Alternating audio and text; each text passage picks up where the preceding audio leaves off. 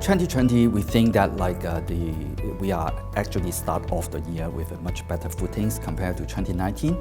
Remember 2019, we do have quite a fair bit of uncertainty due to the geopolitical issues. To name a few, like the Brexit, as well as the trade dispute between US and China and US and other sort of trading partners in the world. We think that last year was surprisingly good year for many of the investment market, despite all these bearish uncertainties. We think that some of these sort of uncertainty has progressed quite well towards the end of the last year. For example, the trade deal is kind of settled between US and China, at least the phase one, and the Brexit is kind of confirmed. So we think that these overhangs has been removed, and moving into this year, that could create a very good backdrop for the investment market. But that said, we have new emerging risks, especially the Middle East tension.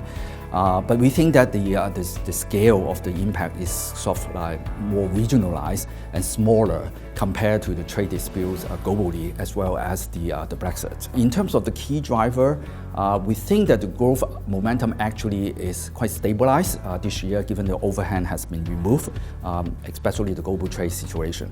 So with this better macro backdrop, we think that if you have a good credit selections, they will continue to enjoy potential credit compression in some sectors and some areas, which we think that will be one of the key drivers going forward in this year.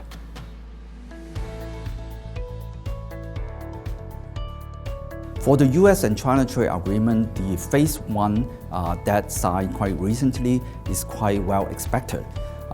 We think that this relieve some of the uncertainty in the market, which is a good thing. However, if you look at the structural issue between what US is demanding compared to what China can offer, I think there will not be a sort of an ultimate resolution anytime soon. We continue to think that they will engage more talks, but the talks will become even more challenging, given the fact that they are talking about some of the implementation, execution, some of the property rights that China may be difficult to comply. So I think that we should expect the journey from here after the phase one agreement is not going to be a smooth one.